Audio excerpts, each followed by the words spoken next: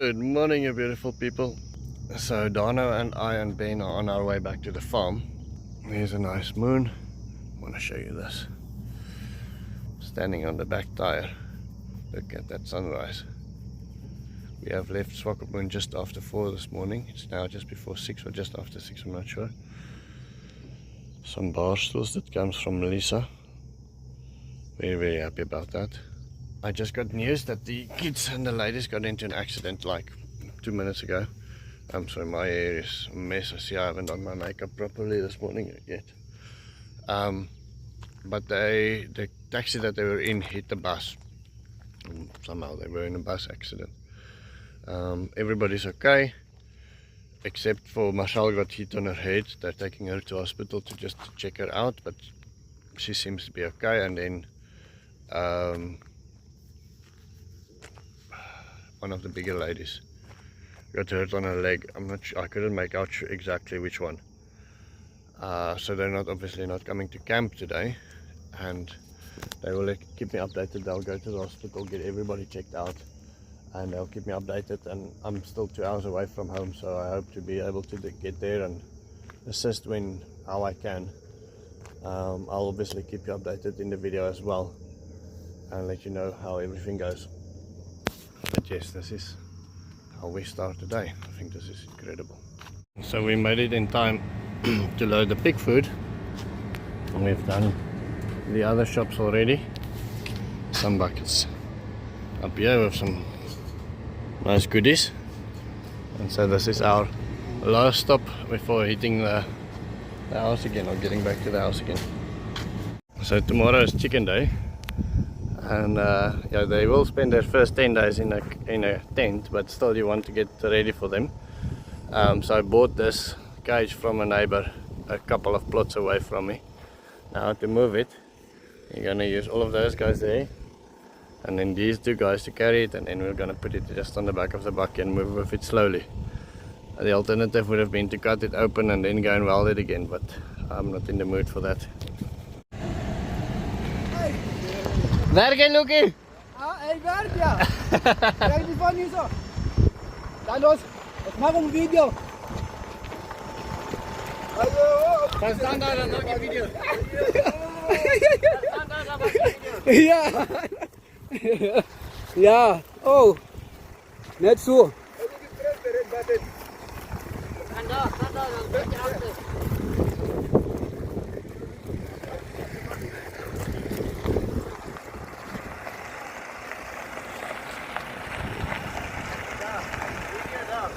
Nee. Ja, kom daar. Kom, welkom.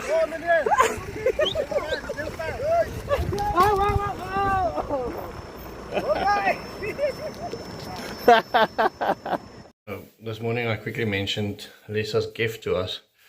I'll show you. Aunt Lisa, said to me, remember, you can't teach your children kitchen manners if you don't have a table, or a table manners if you don't have a table for them to eat on. Now we obviously do have this one out here, but in the winter time we sit in the lounge and eat. My hair is still a mess the whole day. That's what happens when you don't have a wife. Any case, and so she got this made for us by Cornell.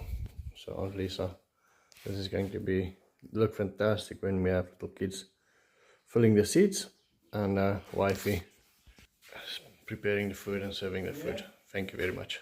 Pupkewitz is probably one of my favorite places to visit, and one of the worst places to visit, because you come in here and you're stuck for an hour at least. And this is my spendings for today. Some wire mesh for the chicken cage, gloves for the fence that we're building at Ims's. We're building it with razor wire, and then that roll of rope to go and pull a neighbor quickly that got stuck.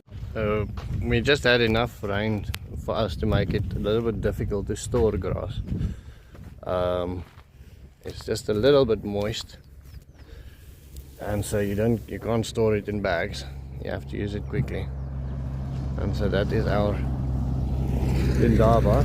Not enough to make the soil really wet. See, there's just a little bit of moisture in there.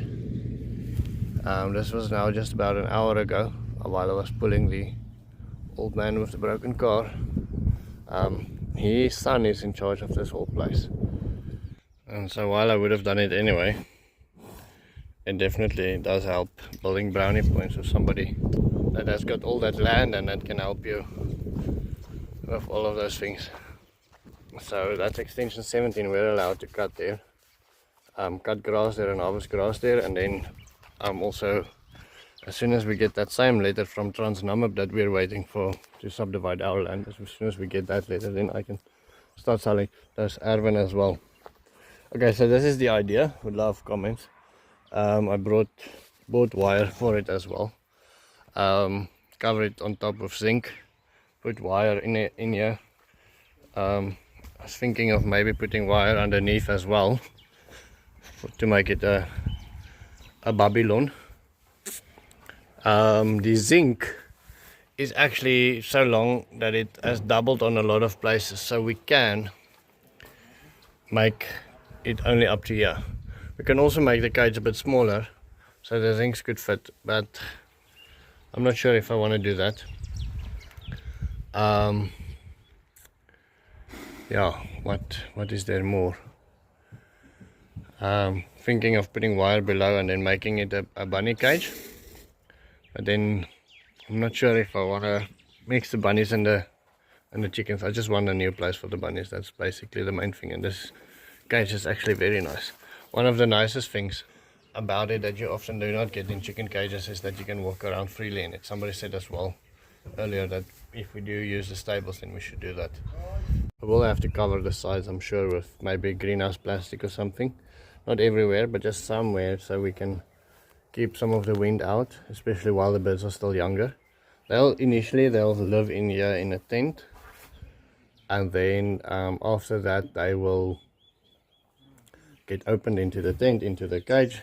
We'll put a door up here, and then after that we'll open the cage so they can escape and they can walk around outside. And so that is currently our plan. I would love to hear some comments on it. On the zinc, so with the leap over and the fact that it's 4 meters and the zincs are mostly 3 meters, we are using 6 extra plates. So I was wondering, if you were in my situation, would you maybe leave a piece in front open, not cover it with roof, to save the 6 plates to use it somewhere else? Would you just use it any case and maybe not cut it, so we can maybe one day remove it and use it somewhere else? Would you make the cage smaller so that the roof fits on the cage without wasting the 6 plates? Would love to hear your comments. Anyway, okay, that is so going to be the end of my story. In all my wisdom of being alone and trying to run everything by myself without my wifey, I left the geyser on. The geyser is what we call a hot water thingy, and so I have no power tonight, which is fun. No power, no internet.